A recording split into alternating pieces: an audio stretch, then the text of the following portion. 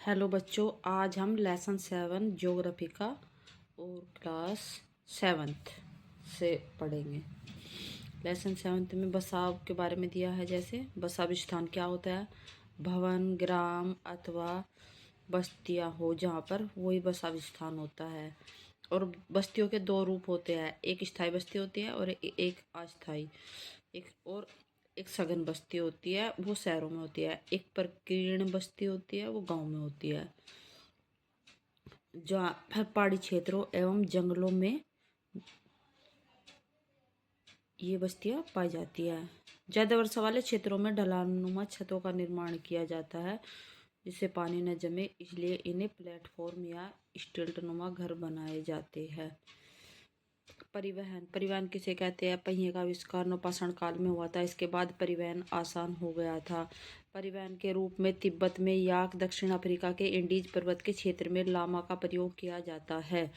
परिवहन के 4 साधन होते हैं। नंबर 1, सड़क मार्ग जहाँ पर सड़कों के मार्ग से जाया जाता है। हिमालय पर्वत पर मनाली लेह राजमार्ग संसार के उच्चतम राजमार्गों में से एक है। फ्लाईओवर उत्थित संरचना के ऊपर तथा भूमिगत मार्ग सबवे भूमि पर बनाए जाते हैं। रेल मार्ग किसे कहते हैं बच्चों? रेल मार्ग सस्ता साधन होता है, कम खर्च होता है। इसमें भारी माल को ढो लेते हैं।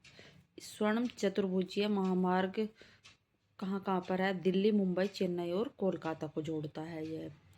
और एक्सप्रेस वे का निर्माण नवीनतम है।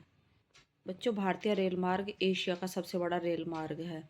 जाइनिंग और लासा के मध्य चलने वाली रेलगाड़ी समुद्र तल से 4000 मीटर ऊंचाई पर चलती है, जिसका सबसे ऊंचा बिंदु समुद्र तल से 5072 मीटर है।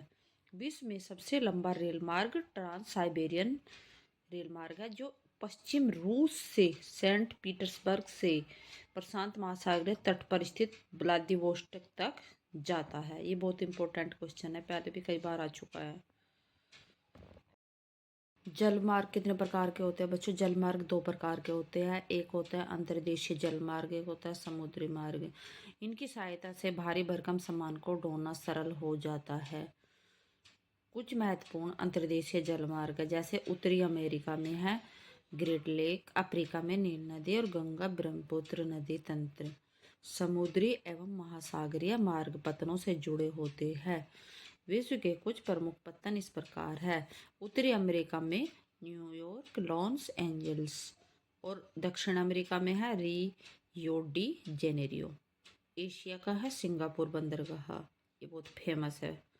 और मुंबई अफ्रीका डरबन और कैपटाउन है। अफ्रीका का कैपटाउन है, मुंबई और अफ्रीका डरबन और कैपटाउन, अफ्रीका में पाया जाता है कैपटाउन। ऑस्ट्रेलिया सिडनी, यूरोप का लंदन। 2 बंदरगाहों को जोड़ने वाले मार्ग को जलमार्ग कहते हैं। दुनिया का सबसे सुंदर हवाई अड्डा दक्षिण कोरिया का शाई सिंगापुर मलक्का जलसंधि पर स्थित है। मलक्का जलसंधि पर यह प्रशांत महासागर और हिंद महासागर को जोड़ती है। दुनिया की सबसे लंबी नदी बच्चों, ये जो क्वेश्चन है ये बुक में से बिल्कुल लाइन टू लाइन उठा रखे ऐसे ही आते हैं, आप इनको ध्यान से पढ़ लीजिएगा। बच्चों, दुनिया की सबसे लंबी नदी नील नदी है, विक्टोरिया से निकलती है। नंबर 4, वायु मार्ग परिवहन का सबसे तेज मार्ग होता है। 20वीं सदी से शुरू हुआ था। ये यातायात का सबसे महंगा भी होता है साधन ये, और दुर्गम तथा दूर स्थानों पर कहीं भी हम इस पे पहुंच सकते हैं वायु मार्ग के द्वारा।